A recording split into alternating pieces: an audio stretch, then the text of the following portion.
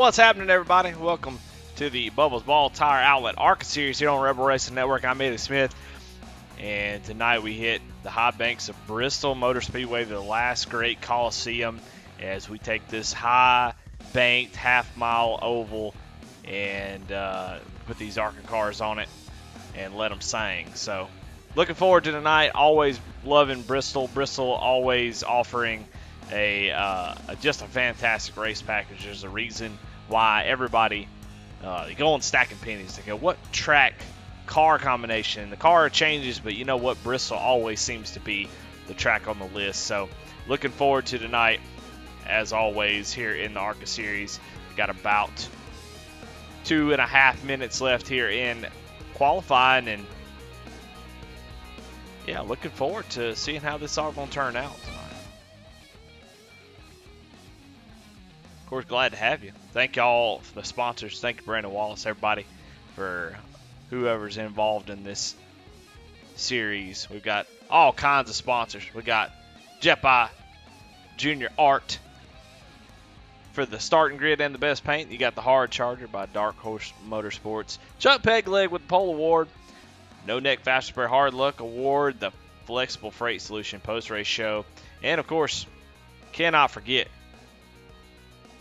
the Wreckage Rewind by Kinder Farm and Ranch. So, give them a little love on the screen already. There you go. Well, just a few more minutes left in this thing. Let's talk to some people. See if we got some feelings about tonight. Let's talk to old Chuck Pegleg Felt, see how he feels about what's going on here tonight. Chuck, this Eddie in the booth got a copy? Yes, sir. How are you? Man, doing fantastic. Just checking in on you. Got just a few minutes left in qualifying. Man, Arca Series at Bristol. How you feeling tonight? Bristol, baby. I don't know what else sir. to say. I mean, it's Bristol. I mean, yeah. I guess I feel okay. Well, you're currently sitting in 10th position. Got to make up a few spots. You going to run that high line and keep her wound up and get around this field? Actually practicing. I didn't actually care for the high line, but since I'm starting on the outside, I may be there for a while anyway. You know how congested the track is. Doesn't matter if you're first or you're laps down.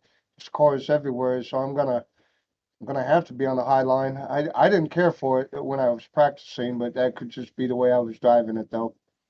Well, all right then. We won't talk to you before the race. Just got a few more seconds left, and just wanted to tell you good luck and see how you felt about the car tonight. All right, thanks, Eddie. Respect to you, brother. There's Chuck Pegleg Felts as we get him in the right channel. He's ready to go tonight, and so are we, as we've got just a few more seconds before we get the grid going and see where everybody ends up. We got some awards to give out. Come on.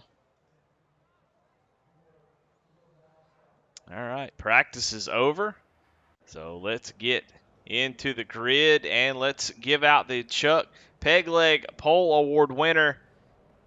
And tonight, try to get the grid camera to work. Come on, baby. All right, here is your Chuck Pegleg Pole Award winner. It's going to be Andy Kurtz with a 14.939. Boy, that's fast. Right on the outside of the front row is Eric Tracy as we jump into the Bubbas Junior Art starting lineup. Eric Tracy going to start outside the front row. Row number 2 is going to be Michael Kostick and Michael Nash.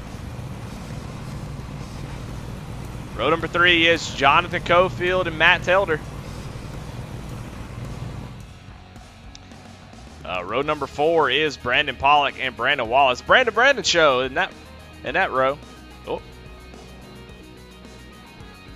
Steve McDonald, Chuck Felts, 9th and 10th. Aaron Adcock, Mickey Isaac. Brett Beaver, Davy Jones, Josh Oswald and Tyler Rice. Jim Caudill Jr. and Cameron Hamilton. Tyler Breeding, Matt Clemens. That rounds out your field. So that's your Jeff Bott Jr. Art starting grid. I want to thank them for sponsoring that segment. As we get ready to get this thing rolling, not too much time here. Just have another lap before we get under green. Got about 135 laps here tonight. Yeah, it's going to go by quick. Only 20 drivers should be able to hold off on all the caution. If we get some green flag racing, we're going to see it go by pretty quickly. So got to get up front as quickly as possible. Got to be there. Cannot let yourself get into a situation where you get put a lap down. That could be pretty detrimental quick. So Andy Kurt's going to lead us down to the green flag. And, man, we got a lot of fast drivers up here. Just a nice little mix of short track, big track, all in one package here at Bristol Motor Speedway. And green flag is out.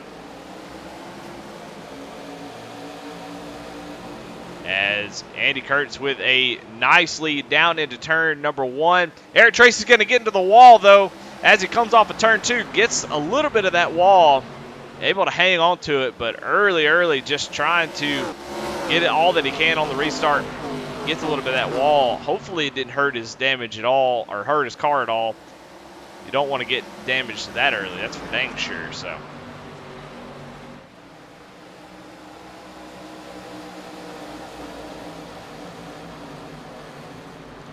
But so far, so good as they come barreling down the front straightaway. Andy Kurtz laying down some really fast laps. You see guys all over the track, up top, down at the bottom. Seem to be able to run just about anywhere. That's why we love this track. Oh, somebody goes around. I think it was Aaron Adcock into the wall, and caution comes out as we've got some incidents there. See if we can go. It looks like the 23 was part of that. Let's see if we can go back and see what happened there.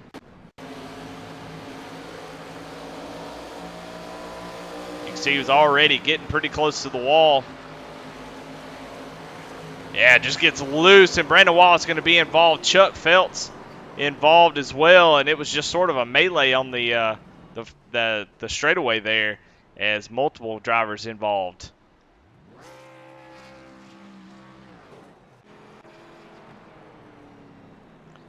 But the damage didn't look too bad, so maybe it won't be detrimental to a lot of guys. You'll see Aaron Adcock sitting on pit road, so I can't tell if he had to tow or what. Brett Bieber's on pit road too, so it looks like maybe those guys had to tow. I couldn't see if they had come down pit road, but maybe not. Maybe they were able to get down on their own power. Brandon Wallace as well. Yeah, it looks like they were, so luckily no towing, just some damage fix here. Arrow, not a huge deal. So you can really take some beating there. I mean, we saw Eric Tracy get in the wall pretty hard, and he's able to keep going. So not a terrible thing to get a little bit of damage here. You don't want to get too much of it though early. You want to save that fast repair, and you want to save that car. So let's talk about Bristol just a little bit. What it takes to be successful here. I mean, you've heard different lines can be fast. Now, in the past, Bristol was a very top line dominant. I think you'll see that once the tires start to wear out, it becomes more and more difficult to come off the corner, off the bottom, as the tires start to wear out. So if you're going to make moves, you got to do them early, or you're going to see everybody kind of migrate up to the top at the end of the run, unless you're the leader, maybe. But we'll see how it plays out. But you drive down to the corner, you really let that car just kind of go. You don't put too much brake into it.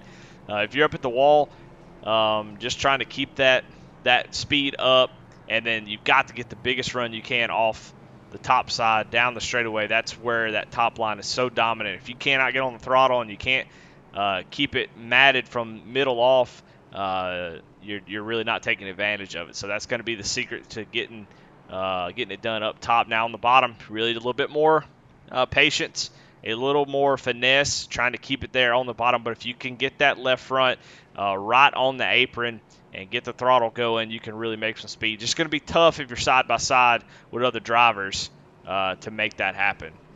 So that's where the top side sort of has the advantage. Just off the corner, it's so hard if you're the bottom car to not be able to use the whole track. You have to come off a little bit low, so that can be a little bit difficult. So, but these guys can be able to handle it without any issue. Just a little new tire situation there. Cold tires here at Bristol can be pretty scary. So, but getting ready to go. Green lights are out on the pace car. Andy Kurtz, Michael Kostic is your top two. Third and fourth is Nash and Cofield. Eric Tracy has fallen all the way back to the 8th position after that little brush with the wall. But getting ready to go green. Andy Kurtz going to lead us down. He's going to take off. And, man, he is rolling already.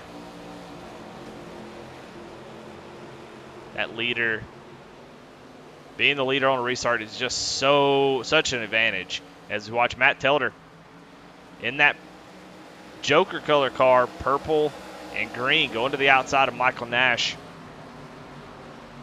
Is Brandon Pollock going to follow him?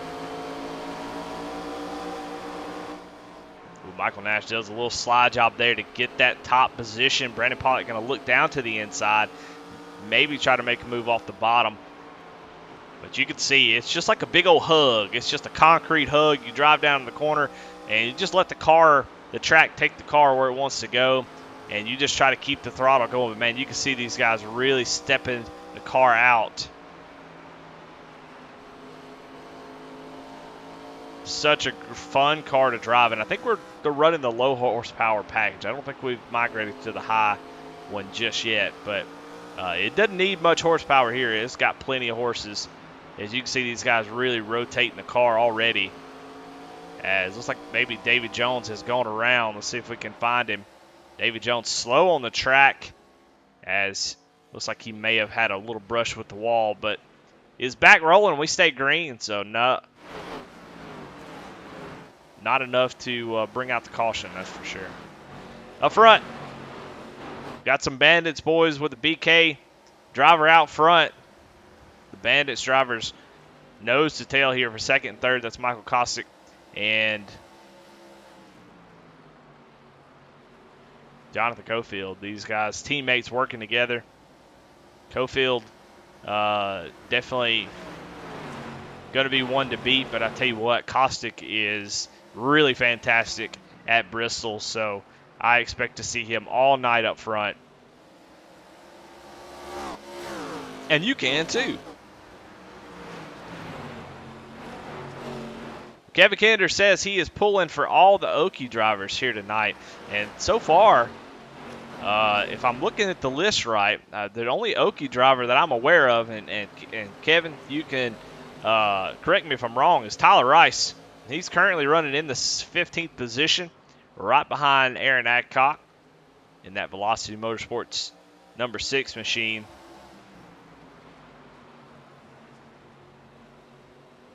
No Garrett Kinder in the race, no Jonah Colbert, no so I'm looking down the list here. Yeah, Tyler Rice is what I'm aware of, the only Okie driver in the field.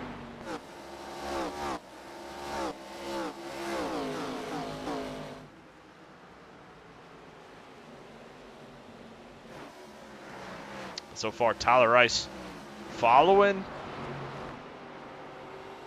Aaron Adcock. You see the bottom really working when you're by yourself and you're not side by side. Bottom is where you want to be. You see it. Aaron going down to the bottom, almost kind of grabbing the apron on entry. But just, you can hear the patience on the throttle.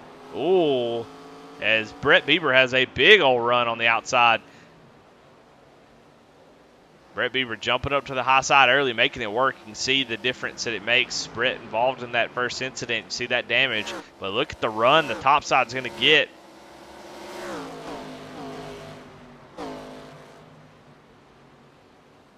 Almost 3 wide. Brandon Wallace looking to go to the outside of the 23 machine.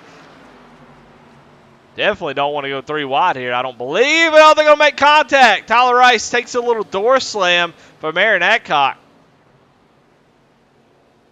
So very, very close call.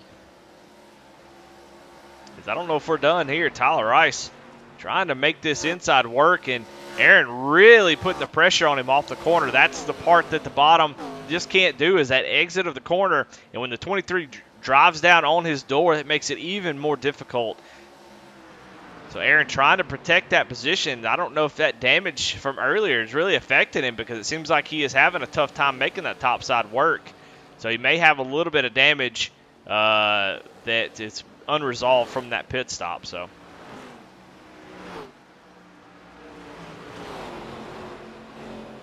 but a great battle. Yeah, looks like Aaron's really struggling here as he is starting to fall back further and further. That car just not driving through the center of the corner like it needs to. So we'll keep an eye on that. We'll go up front, though. Jonathan Cofield is currently right on the back bumper of Andy Kurtz.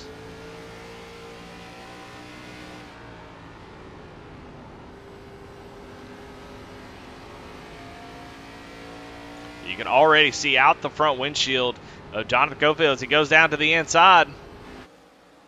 And we got a battle for the lead here as Cofield looking to the inside of Andy Kurtz. Andy really committing to that top side, so he's going to make Cofield work for it, even though Cofield looks to be a little bit faster as he runs him down.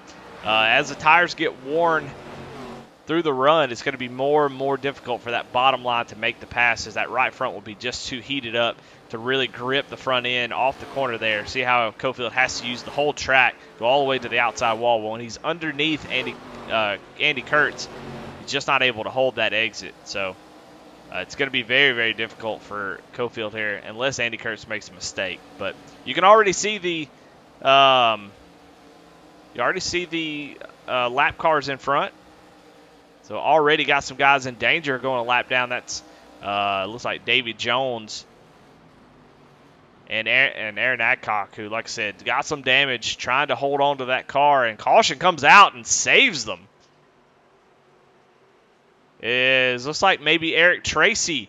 Yeah, Eric Tracy again involved in an incident. Boy, I tell you what, if you're Aaron Adcock and David Jones, you are breathing a sigh of relief, as that saved you from going a lap down. It was about to happen. Let's go see what happened to Eric Tracy here, if we can.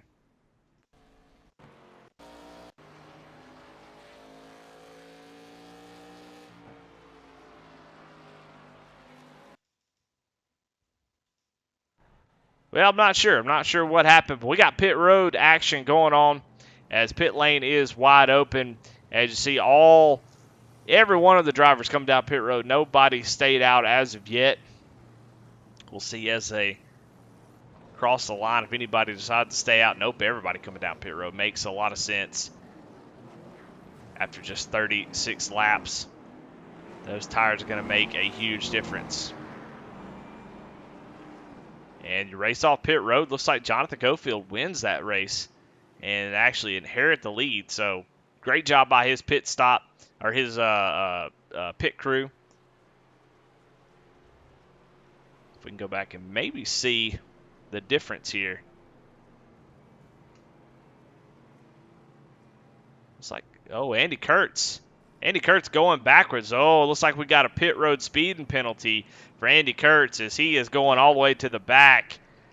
So oh man, such a tough deal. Leading the race, led every lap so far. Caution comes out and then sped down pit road as he is getting the call from the tower to head to the back.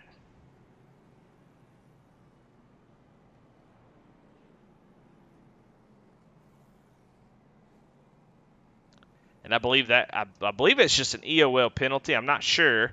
If it's under green, I know it's a 40-second hold, which is really tough. So I'm not really sure what the penalty is. I'll tell you what. We're blessed to be able to do this. Let's bring Andy Kurtz up into the booth. Andy Kurtz, we see you going to the back. What happened?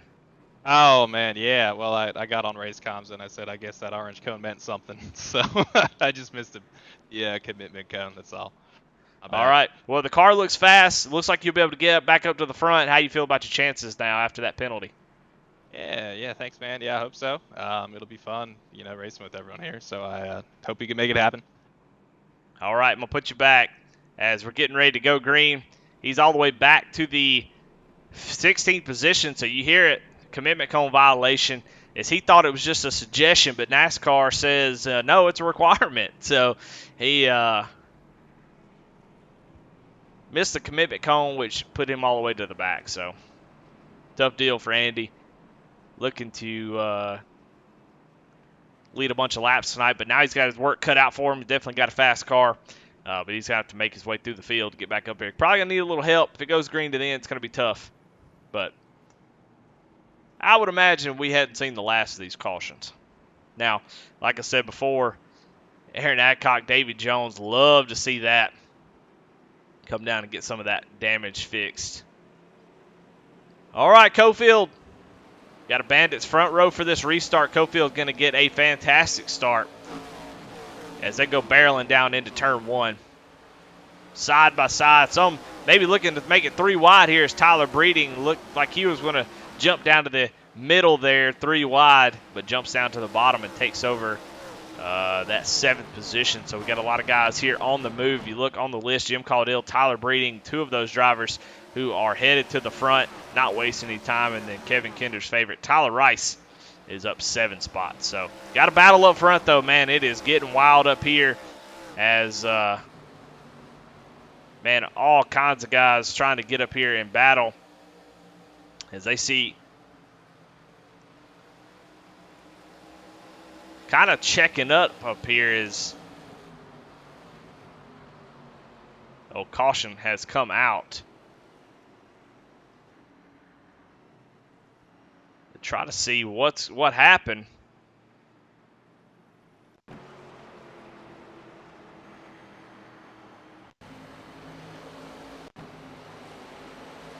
Really don't know what happened to bring that caution out. Oh, it looks like the 10 goes around. Here we are. Like Eric Tracy behind the 10 car. 10's going to get loose on those new tires. Try to check up, but Eric Tracy not able to avoid him. So Davy Jones brings out this caution.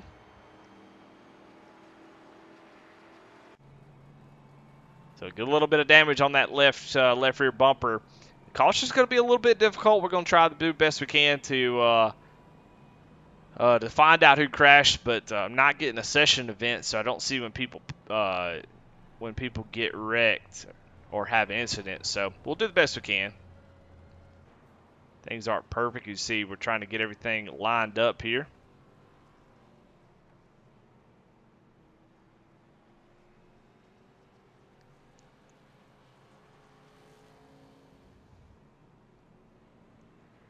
But under yet another caution,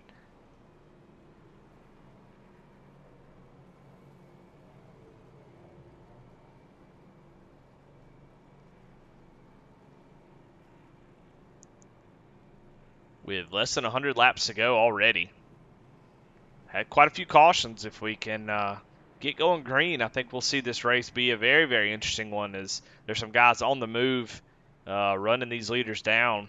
Andy Kurtz, who we saw have that incident, is all the way back in the 11th position, but was able to make up 4 spots on that restart.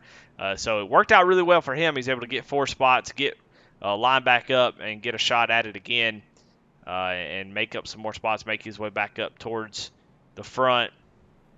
And maybe some people back here can kind of see what he did and what he's doing and try to mimic that and follow him up to the front. Aaron Adcock does take that fast repair. So Aaron currently without a fast repair. So that's a tough place to be at Bristol with 100 laps to go without your fast repair. But you could see he was definitely hurting in the handling department. Car just not driving good after that incident, so he had to come down and get that fixed so he could be competitive. Almost went a lap down. Lights are all out on the pace car. Get this thing back green.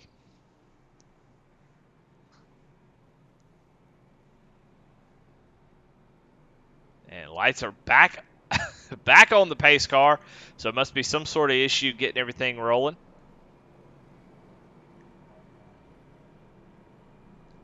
So they call it off. There's a TV. They'll wave it off for TV, I guess. I'm obviously stumbling and mumbling and fumbling over here. I can get a chance to catch my breath.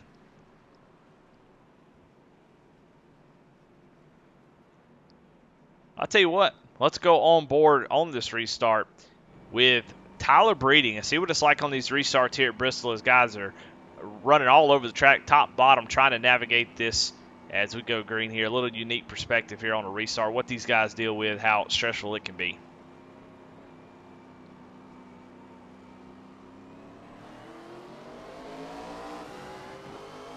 Got to get up through the gears, and he's able to do that a little bit better than Brandon Pollock that's beside him. Let's see if they can get these tires rolling and get going. He's able to get clear of Brandon.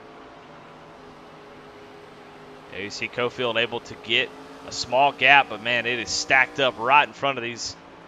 In front of Tyler is 2 by 2. That Gatorade 15 jumping up into the mix. That's Jim Caudill Jr. with Alan Nash up there.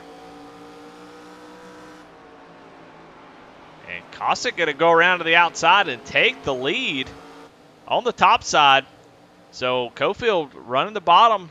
The 8th able to sneak up there and take the lead away from him.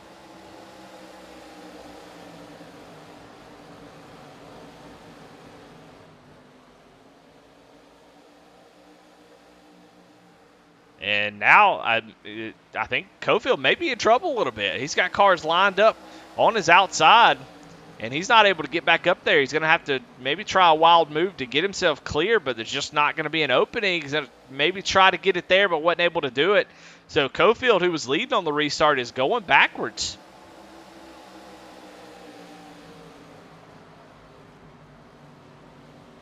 As Jim Caudill Jr. going to go down to the inside, and man, Cofield trying to make that bottom work. You saw he got a little bit loose there. He's loose again. Oh my goodness, he's almost wrecking. As he's able to hang on to it, but he is losing a ton of spots all the way back to the 10th position. So Cofield got stuck there trying to make it work, and is now really, really far back. Cossack going to try to pull away a little bit. Michael Nash doing a great job of holding on to that second place position, but Matt Telder is all over the back bumper. He's got Jim Caudill right under him. Telder kind of boxed in with nowhere to go. And does get the clear there from Caudill. Going to jump down to the inside. Not going to be able to clear him. We've already seen Cofield make that mistake. If you're the one, you got to feel confident you can make that pass, because you could be the one that's sitting there getting freight trained on the bottom.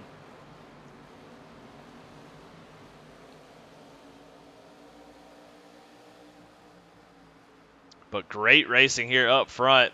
Cossack loving to see this as Telder just not able to. Oh, he's going to get loose.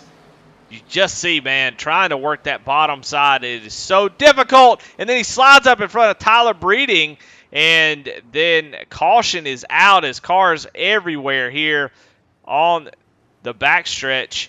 As we saw that happen live. Let's go back and see it one more time really quickly. You see it gets loose. He's going to try to go down to the corner. He's still losing it.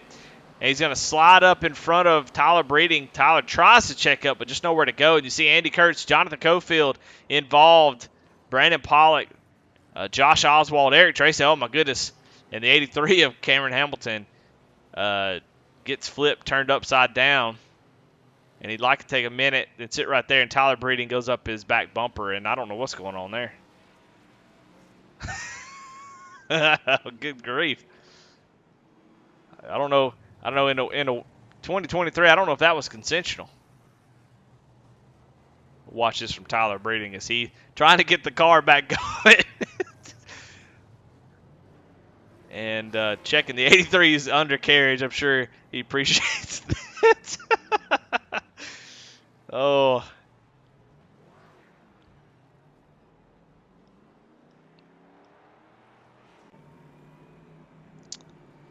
A lot of people involved in that wreck. That was a big one. But at the end of it, man, look here. Aaron Adcock, who was somebody about to go a lap down a few cautions ago, man, is sitting up in 4th position. Made up some time, able to avoid that melee. Let's go back and see how he was able to avoid that, if we can.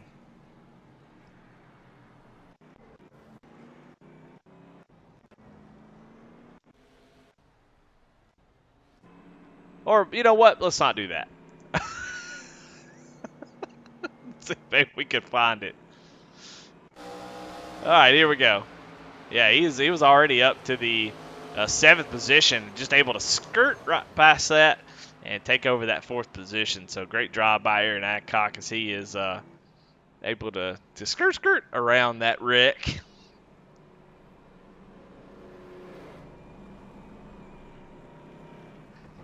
Jonah Colbert and Chad said that, talking about Cameron Hamilton, Tyler Breeding. That's illegal in 32 states. Yeah, it is.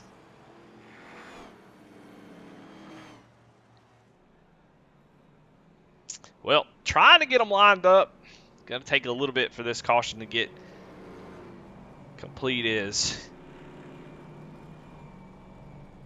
The wrecker crew just a little bit confused about who was in trouble and who was enjoying it.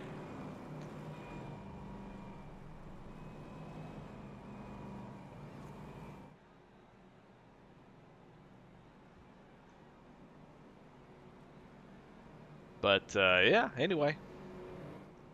Another caution. Going to be a messy one, it looks like, tonight.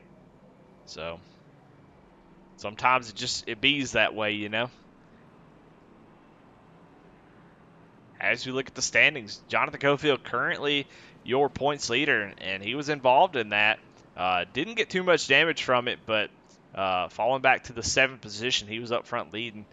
But he is currently the points leader. Kieran Church not here tonight, so he will fall back quite a bit in the standings. Josh Oswald is sitting in 3rd, and he is in the 9th position. So some guys with some chances to really improve their position in points and make up some ground. Green flag is out. Michael Kostic going to get a great jump. The 23 gets a great jump along with Michael Nash. That's a little teammate action right there. Somebody did not go. I think that's Davy Jones. And Brandon Wallace neither. I don't know if they stayed out on old tires. So they are on old tires. Andy Kurtz, he is out there on freshies. So looking to make up that deficit he kind of built a little bit earlier. But, man, look at Aaron Adcock.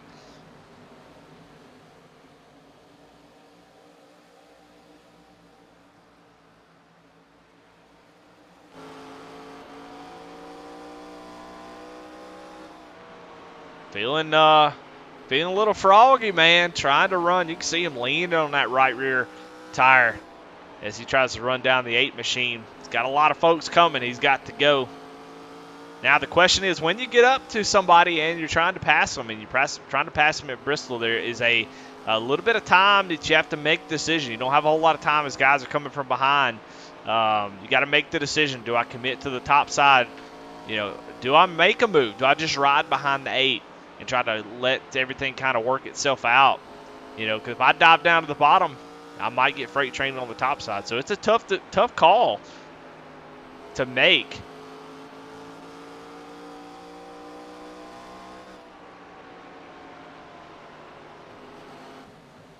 But, man, look at Andy Kurtz, that 5 machine with those new tires, making it work on the bottom. It's going to be really, really tough to hold him off on new tires.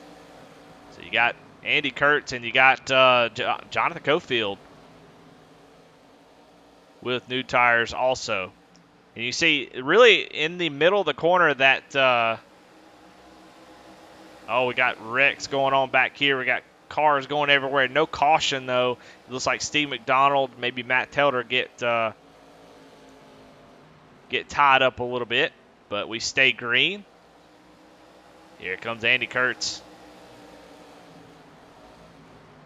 Now Andy would really love to see this go green all the way as long as possible so he can make, use those tires to his advantage and doing a great job of it right now. You can see the new tires, the left sides are what makes this so important here on the bottom. As the left sides start to wear, they just don't hold the middle, and you see he's able to drive. He's able to get on the gas and just have so much more speed through the middle of the corner that really helps out on the bottom side. Looks like he is going to be able to slide up in front of the 8. So here, Andy Kurtz takes over the lead after that commitment cone violation. Basically taking himself out of the race, and that's why you stick with it, is now he is currently back in the lead. Now he's got a tire difference. There's obviously about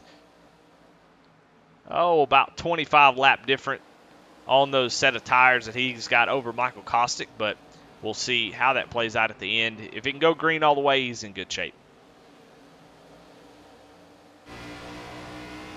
Jonathan Cofield.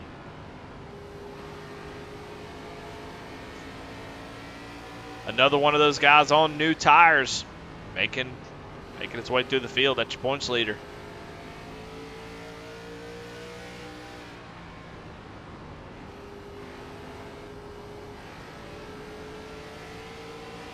You watch the wheel. It's not an exact positioning of his wheel. It kind of guesses, and it kind of, is a little off every once in a while. But you can definitely see it's not smooth by any means as he takes over that second position. Now your next driver on tires is Josh Oswald, and he is also making up a ton of spots here. So it looks like about 25 laps is significant enough on a set of tires to make a difference as far as lap times and how well your car drives. I think it will plateau off after a while, and you'll still want to navigate yourself to the top. But if you're able to take advantage of that, use that bottom line that those other guys can't use, it could work out in your favor.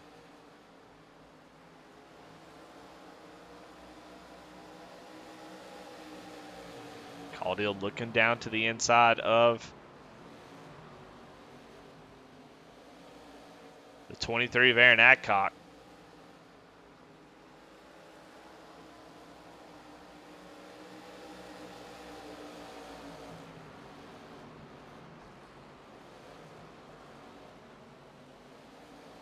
The 15 able to clear him, didn't quite want to do the slide job. And here comes the 17 of Josh Oswald.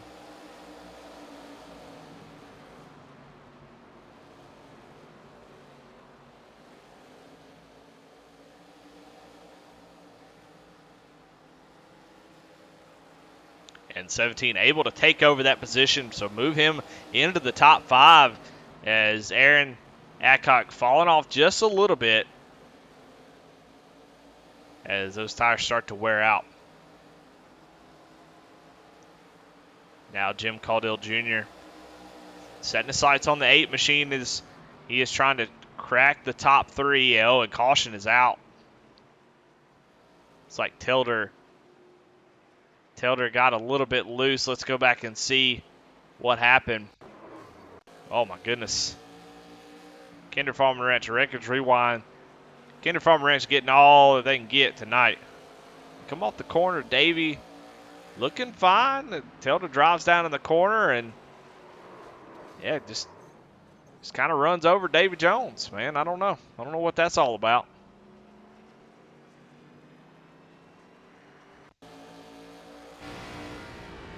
We'll check this out. You can see he's definitely there. And just kind of drove through him. So a little miscalculation maybe by Matt Tilder. I'm not sure. But Davey was there. Maybe Davey was just a little bit slower in the middle than Matt thought he would be, but either way, Davey goes around, so we are back under caution again. Got some guys coming down pit road. Michael Kostick comes down pit road along with Jonathan Cofield and Andy Kurtz, so they're taking advantage of that. Jim Caudill coming down pit road, but we got some guys staying out who pitted the last time, so it's going to kind of flip-flop the tire advantage. I don't know the tire situation exactly. I can pull somebody up here and ask them, but all that's going to do is really make it tough to hold on. I mean, 30 lap different tires. We already saw how big a deal that was. We'll see. Now, with only about 40 laps to go, if we continue to have these cautions, it could work out in their favor.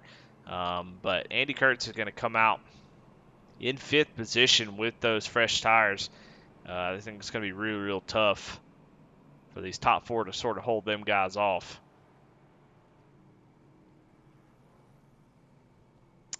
You know, unfortunately, what it definitely does do is keep Steve McDonald a lap down, not able to get that wave around, so it will kind of trap him down, as well as Eric Tracy in that 67 machine. Steve McDonald is going to come on down and get his tires. Matt Clement going to give up the 4th position and come down. He's going to lose himself a ton of track positions. Don't know if he changed his mind on how he wanted to do this. But he comes down pit road, going to give up 4th place. So move Andy Kurtz up to that 4th place position, as Eric Tracy going to drop to the back.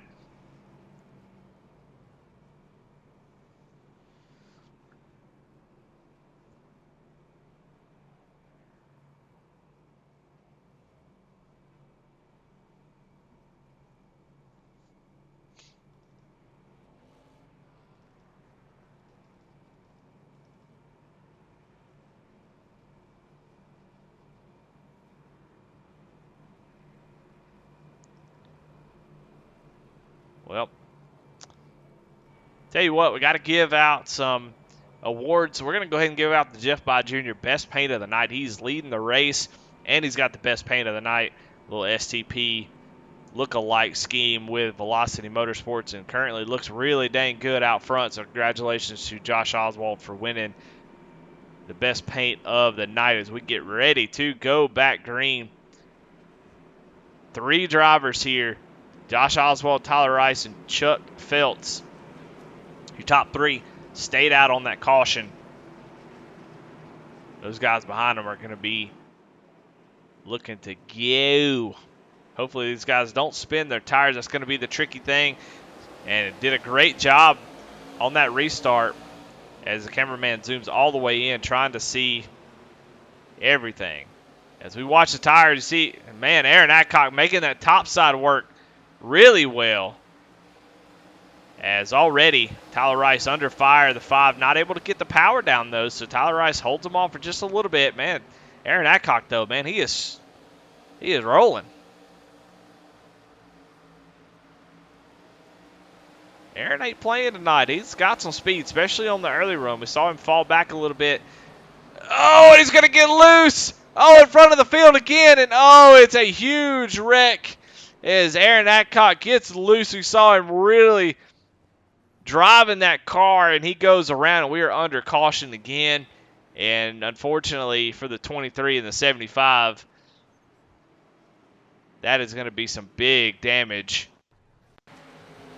As we're going to see, Aaron was just driving the wheels off of it, but those cold tires. Oh, and actually, maybe could see exactly what happened that kind of started that. While the 23 does have colder tires, you're going to see the 6 kind of getting to the wall, and I think that kind of made Aaron a little bit nervous. Yeah, and so as he goes down the corner, just gets on the brake a little bit too hard, and he goes around, and just the guys behind just know where to go. Michael Kosick involved in that. Michael Nash, other drivers, so.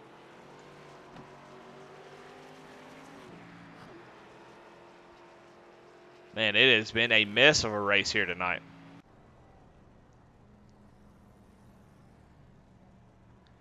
But your leader is now Andy Kurtz, as everybody who stayed out there on that last caution does come down pit road. Chuck elected to stay out. Don't know if he will come back in. He's got quite a bit of damage. He still has a faster press, so I would imagine he would come down pit road here. But everybody else has at least pitted in the last 10 laps or so.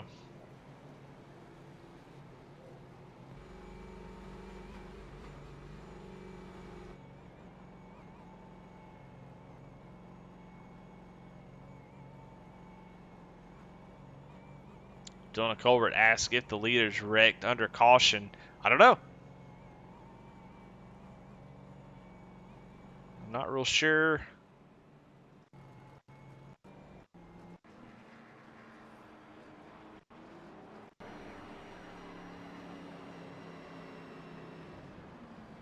Oh, they did. Good call. Yeah, Andy Kurtz gets spun as they were trying to slow up. Cars were still wrecking on the, oh my, Matt Telder just drives into the back of the 01. Matt Telder. Yeah. Andy Kurtz just trying to slow up that. Exactly what happened. As we'll look on board with Matt Telder here. As we'll see, the carnage will have already happened as the leaders make contact, and as they come around, cars just stopped on the track. And Matt Tilder just thought he was going to go low and saw Andy Kurtz come back up.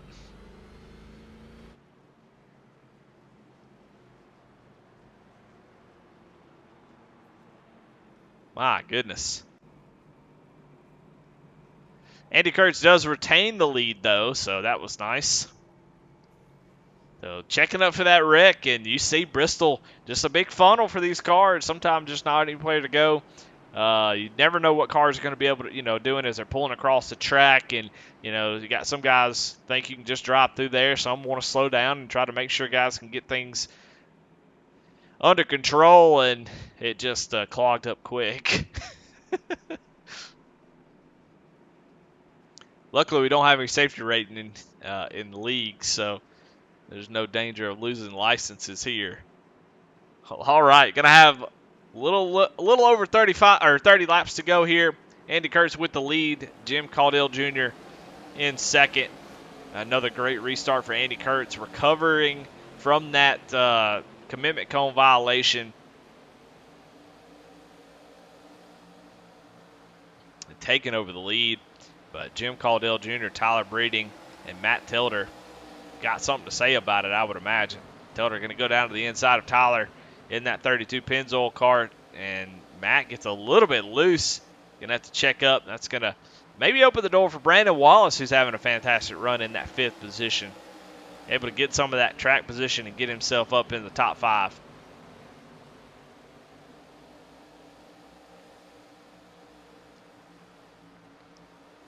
Across the line, 3rd place, Tyler Breeding sets the fastest lap of the race.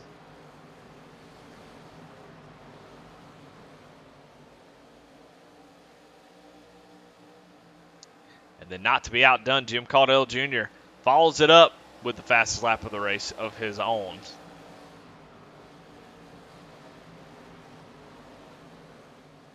Well, a stressful situation if you're Andy Kurtz. You know that the onslaught's going to happen. He is very, very good on that outside, so I expect to see him jump up there and try to defend that lead, obviously. How well can you do it? It's such a tough ask to run. I mean, if Caudill gets there soon, he's going to have to run almost 30 laps holding off the 15, which can be done. I've seen him do it.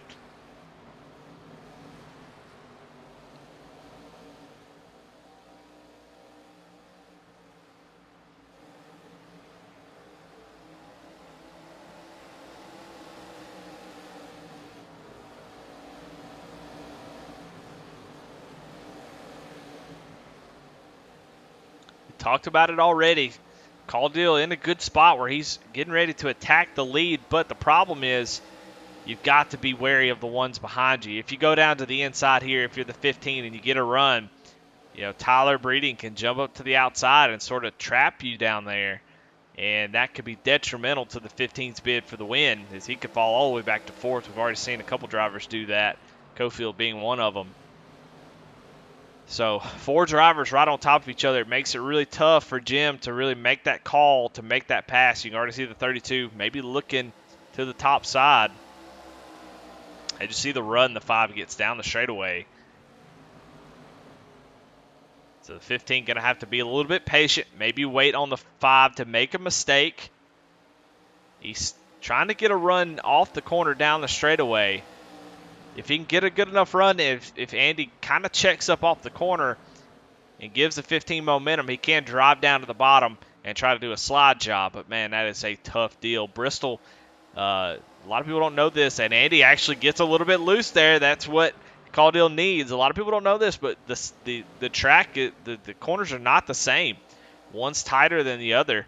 And so It's easy, especially when you're watching your mirror or your relative, to forget that, forget what corner you're in. And you can actually miss the apex of the corner and get a little bit tight and hit the wall.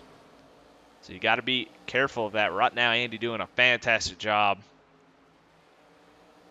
As we have only 20 laps to go, that's going to go by really quick. It looks like Brandon Pollock may have had some sort of issue as Tyler Breeding goes around sitting sideways, and caution is back out. And Cameron Hamilton, they meet again. Oh, Brandon Pollock joins the party. Oh, here comes some more. Oh, we'll have to go back and watch this again as we're going to watch from the back end of Tyler Breeding. I don't think there was any contact. I think he just got loose a little bit. We'll see as he comes off of turn number 4. Oh, there is contact. Man, Matt Telder doing his best, I won't say who it is, impression tonight, as he has been involved in just about anything. Man, this is Police Academy.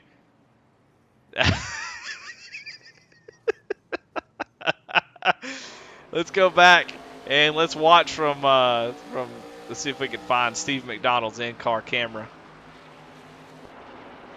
as we're going to see it all bottle up here soon.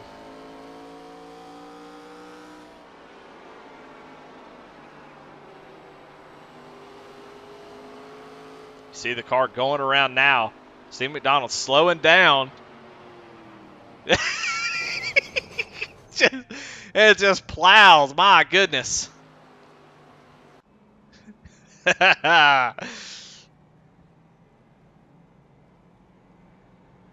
Not Police Academy. Blues Brothers. I messed it up. I said the wrong reference. Blues Brothers, when all the cop cars just kept flying in. That's what that looked like. As yeah, they just kind of slowly drove into each other there as Tyler was sitting there. Did a great job, though. I will say props to Tyler. Most people would, as they wreck like that, just kind of roll down the track. It makes it very, very hard to – I mean, normally makes it hard for people to see as you're moving down the track and react. And he did the right thing and held the brakes and stayed up there, and people still ran into him. So, oh,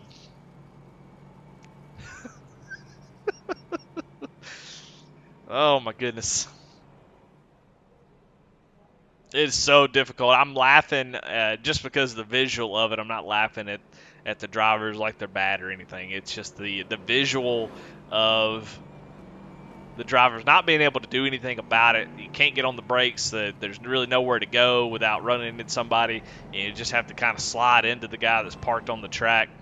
Like I said, it's not an indication of the driver's skill, just a happenstance of racing, being on the track, and a car sitting in your groove. And Bristol is really fast, and it can come up quick if you don't know it's there, and you come around the corner and you're full throttle. These things don't stop on a dime, that's for sure. Well, it is getting down to crunch time. Matt Telder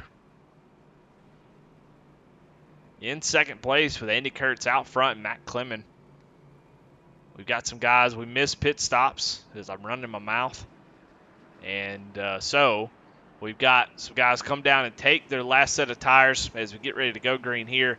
Jim Caudill Jr. will be the first car with new tires. So he is going to have to go because he's currently in 9th place as a top stay out. Andy Kurtz has a nice buffer. But Matt Telder has been racy, and he hasn't really shied away from using the bumper tonight. So Telder ain't playing around, it doesn't seem like. Andy Kurtz with a fantastic restart, catches Telder sleeping, and 5 going to drive off into the sunset.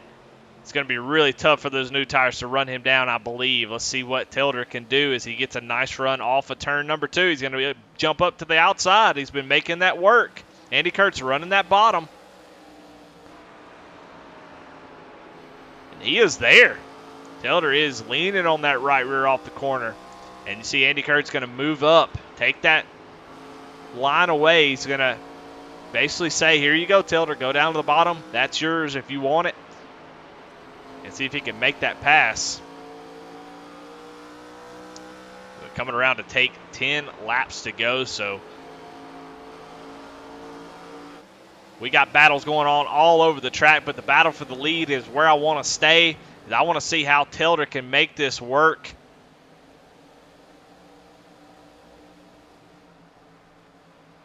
Doing that, he's got to be patient. Trying to hang on to it. He's really nowhere to go. He's going to dive down to the inside now, though. He's going to try to take advantage of it. And that bottom side just not quite. Oh, and Andy Kurtz gets into the wall. That opens the door for the one. Can he do the slide job as they have less than 10 laps to go? Andy showing a little kink in his armor. He's still holding on to that top side, but Telder, if a caution comes out here, Telder would have the lead. So Andy Kurtz, though, fighting hard on the outside, trying to hold on to it. While this is all happening, the cars are going to run them down. Jim Caudill Jr. up to the 4th position. Time is running out, though. Andy Kurtz, Matt Telder, something needs to happen here because those fresh tires are coming. And Andy Kurtz able to hold on to that spot as Telder gets really close to the wall, I can tell you that. Could have put a piece of paper in between. Telder now has got to go. Here comes Jim Caudill Jr. He has got plenty of time. He is there. As he's going down to the inside, I don't think these guys can hold him off. Telder going to go down to the inside and try to block both lanes. And Jim Caudill gives him the bumper, and the one goes around. And caution comes out. Oh, if you're Andy Kurtz, you did not want to see that. If you're Matt Telder, man, I hate to say it, but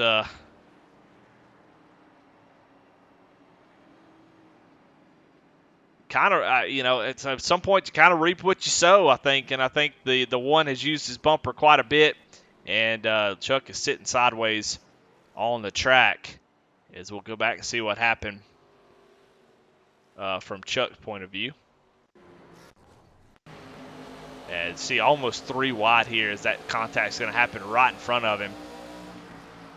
And it's just all going to clear out to that top line. There's just nowhere to go. Just everybody in it. Yeah, it's been the same all night. Like I said, it's not really an indication of the drivers, just an indication of this track and how it works. And we'll go back and watch this incident as we're watching from Matt Telder's view. We'll actually go here. You see Telder sees him coming and goes down to the inside, and Caudill just goes and gives him a little tap, and the one goes around. So not ideal, not the way. My goodness. Cars are looking frisky tonight, doing all kinds of weird things, but so Matt Telder goes from 2nd place fighting for the lead all the way back to 11th. Man, I don't know. I hate to say, if you know, I really don't feel confident about the number 5's chances. Caudill fast enough on equal tires, but man, he has got almost 30 lap fresher tires than the 5. So if you're Andy Kurtz, what you got to do is get going. It's going to be a green-white checkered. You got to get gone. You got to try to catch him trying to jump the restart. You know, while restart games aren't fun and everybody doesn't normally like them, that's what you got to do to win races sometimes. Got to wait on that guy to get up beside you, kind of hear his engine kind of rev up as he starts to go, anticipating your launch, and then wait as he lifts the throttle. Then you stomp it and give you the best opportunity to get away. Yeah, I'm not really sure what the best call is for Andy. He's just got to get gone and hope for a caution, and hope that he can hold Jim Caudill off. And of course, what somebody like Josh Oswald or Mickey Isaac would love to see these guys get up here and get tangled up and can sneak by for a win. Tyler Rice up there in 5th position too, so lots of potential for some good finishes here.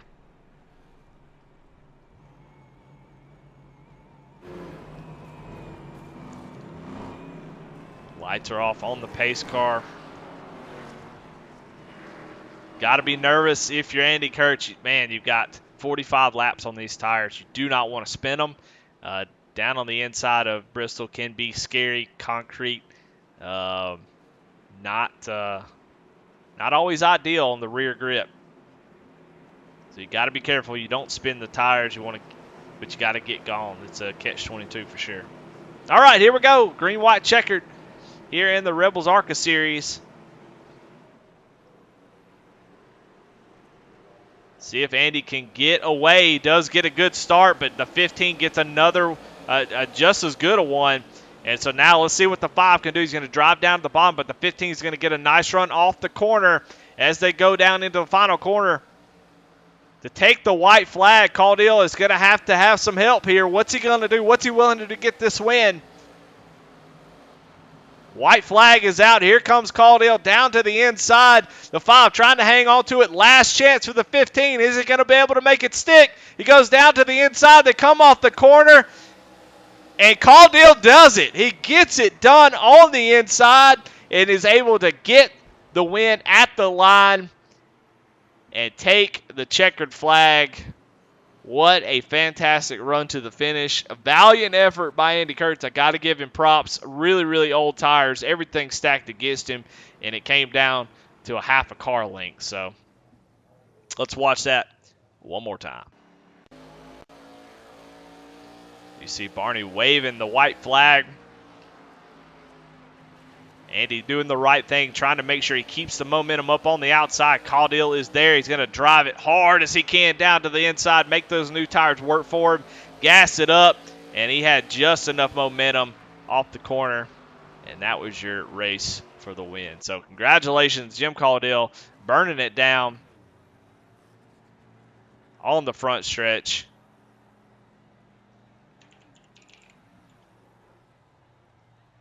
Whew. Man, that was exciting. Very, very exciting. But let's go ahead and get the Flexible Freight Solutions post-race show.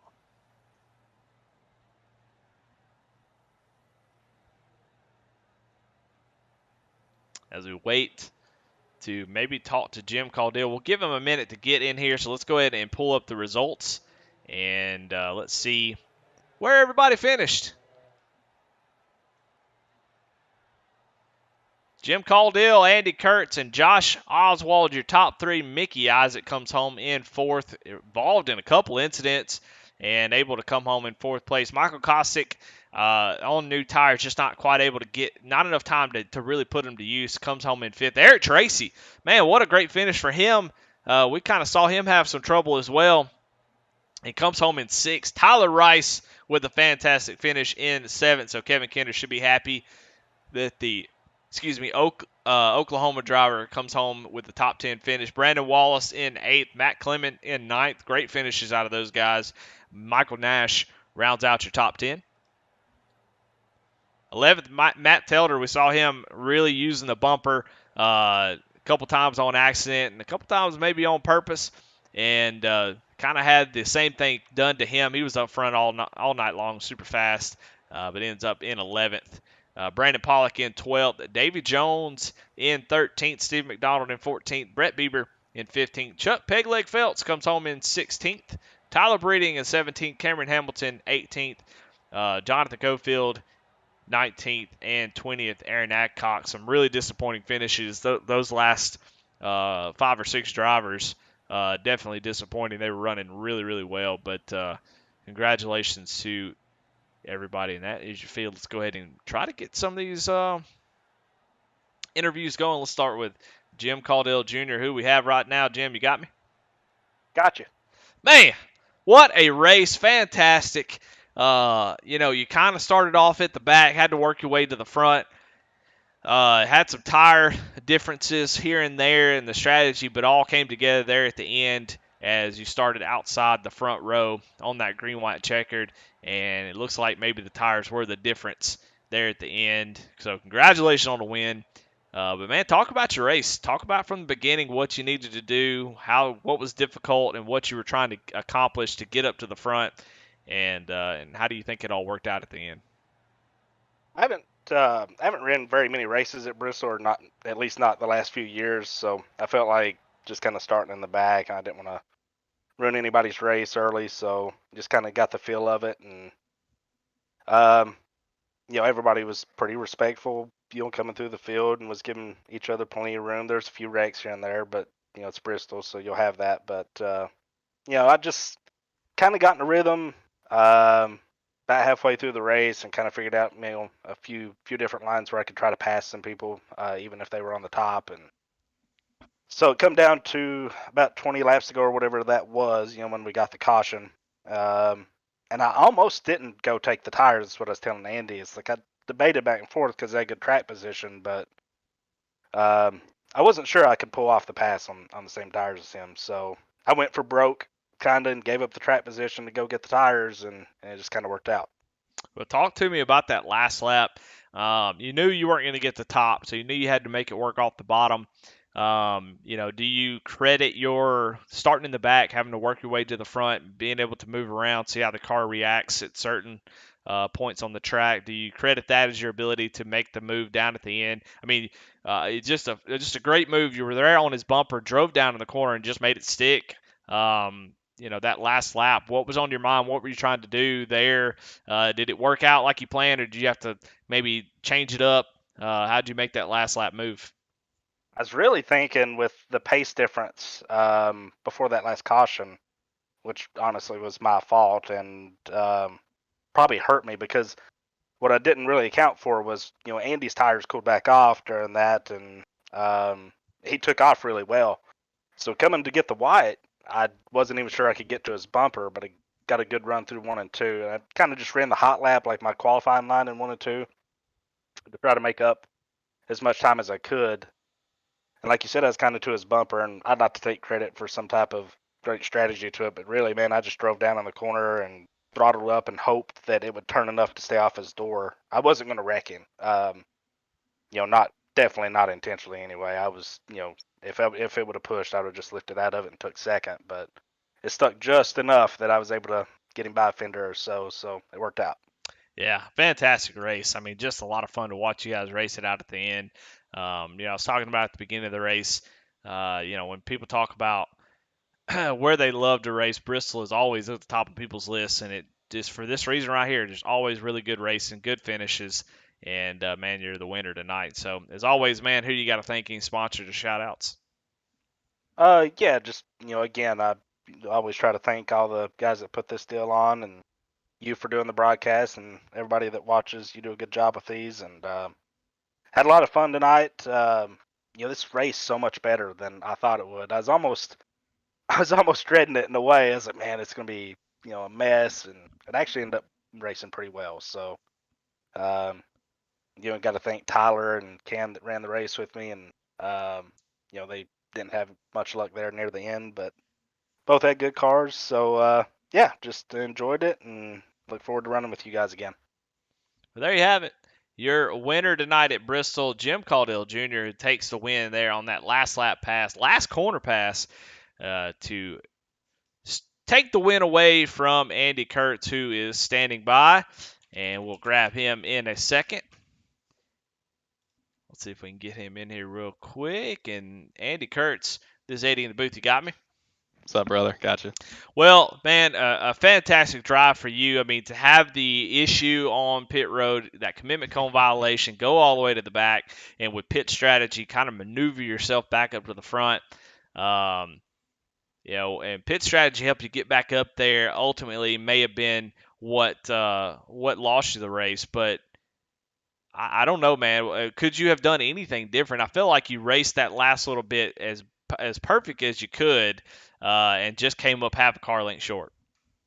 Yeah, man. Yeah, sums it up. Yeah, I mean, Jim's really fast all the time, so I knew I was a sitting duck there on that green white checkered with him on new tires. So yeah, I kind of sort of blacked out those last 2 laps, so I'm excited to go back and watch it and see what it looked like, and see if I could have maybe ran them just a little bit tighter or not. But yeah.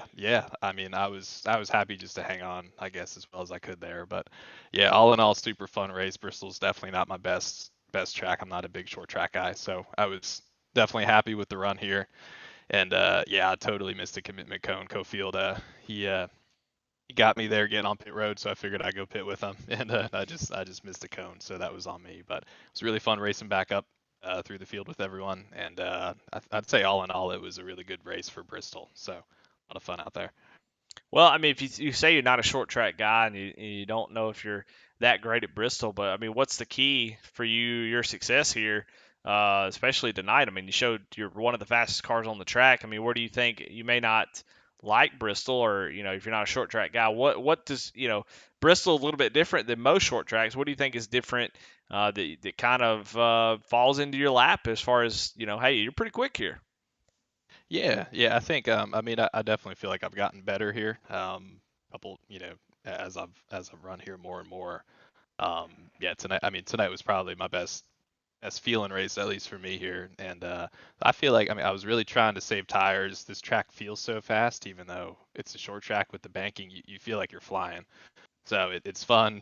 It's fun to just run it as hard as you can, and then 15 laps later you can't turn the car. So I was really trying to be disciplined and save the tire, not getting on the gas all the way until I was completely out of the turn and on the straightaway.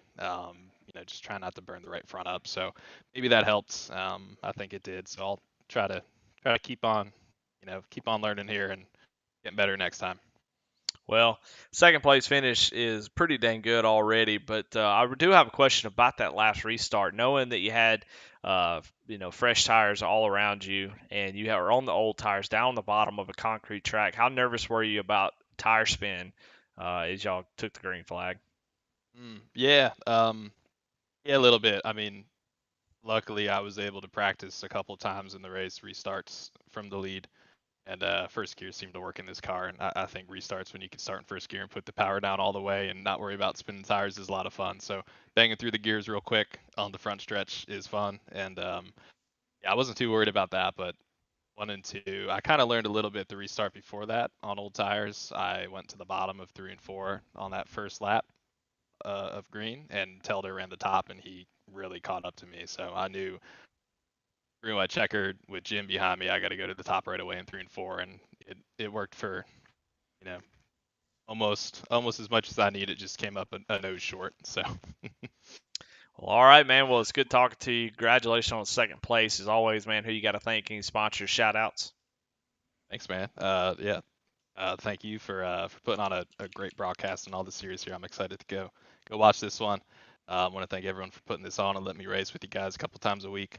Bubbas Ball Tire Outlet, Brandon Wallace, Jeff Bod Jr., Art, Kinder Farm and Ranch, Flexible Freight Solutions, Dark Horse Motorsports, No Decks, Fast Repair, and Chuck Pegleg Felts for helping us put this on. There you have it. Your second place finisher with a fantastic race to the end. Just came up a little bit short. Well, let's talk to our third place finisher, Josh Oswald. Oswald, is Eddie in the booth? You got me? Yeah, man, I got you. Man, what a fun race. A wild one. I don't know. I mean, from your point of view, what the race looked like out there. I mean, you're able to come home in third place, but man, it felt like you was out there dodging, lunch hour or rush hour traffic, trying to get through all that mess. And man, you was able to do it and get there to that third position at the end. Talk about your race, man. What was it like out there? Yeah, it was survival for sure. I mean, didn't have a lot of speed in practice or qualifying. I didn't have much time to practice tonight, so I knew I was going to have my work cut out for me, but started trying to save a little tire at the same time as still moving fast. I got tucked behind Jim there for a while, kind of mirrored his line a little bit, really helped me save the tire and keep the speed. And then I did get caught up in the one big wreck, but luckily able to pit and come back out ahead of where I was before the wreck, so it wasn't all bad. But, I mean, just a war of attrition there and just being there at the end to get the solid finish.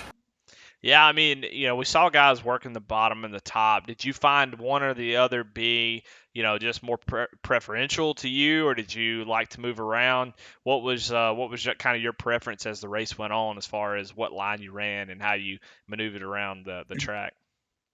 The bottom was really working well for me. I was able to make up a lot of ground if it didn't get bottled up, or if I got stuck behind a too wide situation. At that point, I would just pick whichever lane was gaining more momentum. I did use the top a few times when I was on fresher tires, and some people on the bottom had to get up to the top, go around. But I used the top when I needed to, but the bottom definitely felt like it had more speed for me. Not necessarily the very bottom, kind of on the seam there, but yeah, the lower side worked really well. Well, I'm curious, from a short track guy, and I think that's okay to call you that. Mm-hmm. where do you rank Bristol among short tracks? I mean, I know a lot of the big track guys love Bristol because it's got the banking, it's got the speed. You really, kind of lean on the right side of the car as you come off the corner. Where does Bristol rank in your, sort of ranking of short tracks from your perspective? On iRacing, actually, pretty low. Bristol kind of races more like a big track to me, and where the tire saving comes into play more. But like, sorry, real life, Bristol's at the top. It's in the top 5. But yeah, no matter what the vehicle, I think, except the tour mods on Bristol, the tire saving just reminds me of a big track, and that's not normally my thing. The world I come from, I've got 35, 40 laps to get it done, and you go. But I mean, yeah, I enjoy it. I enjoy, with people that know how to race it, I enjoy it. When it becomes a cluster, there's not really anywhere to hide. So, those big wrecks, it just becomes a parking lot, and you can't slow down enough, or you get run over from behind. But there's good and bad. But well, I'll take. Hey, third place finish here in the Arca Series.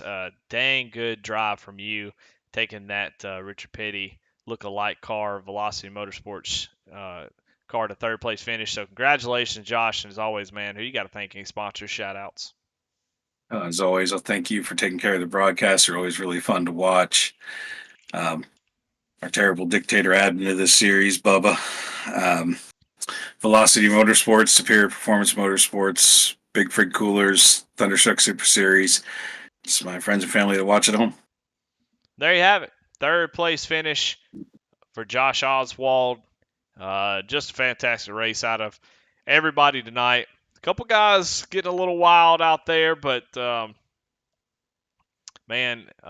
just a lot of fun. It's Bristol. I mean, if you ain't getting wild at Bristol, I mean, what are you showing up for? That's what the whole point of it is. So, man, just a great race. I know there's going to be a lot of folks that are disappointed in tonight, but from a viewer perspective, from a broadcaster, it was a lot of fun. Gotta love Bristol. Always a lot of action, speed, and obviously great finishes. I mean, we had a car length different, half a car length different at the checker flag. So, got to give out some awards. So we already gave the best paint to Josh Oswald, so congratulations to him. We got to give out the hard luck award from No Neck Fast Repair. I don't know exactly who would be the winner of that.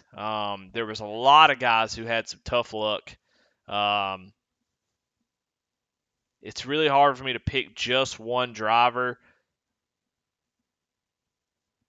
I'm going to say the last 4 drivers, Cameron Hamilton, Tyler Breeding, Jonathan Cofield, and Aaron Adcock, just had a tough night, getting caught up in incidents and having the race ended a little bit too early. So that's going to be your hard luck award winner, 17th, 18th, and 19th, 20th. Cameron Hamilton, Tyler Breeding, Jonathan Cofield, and Aaron Adcock. Just a tough race, tough ending for some really, really fast drivers.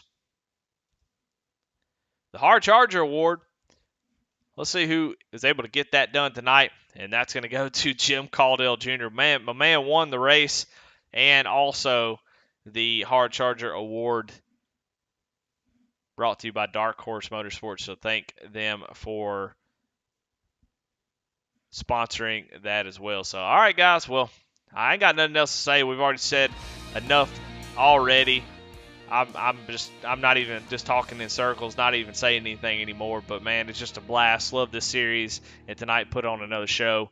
So definitely appreciate everybody in chat talking it up. Hope y'all enjoyed it, and we will see y'all again on Sunday night for the Rebels Truck Series. Looking forward to that as always. So thank everybody. Thank Brandon Wallace. Thank everybody on the track tonight for putting on a good show. And, of course, all our sponsors. Y'all have a great night, and we'll see y'all Sunday night.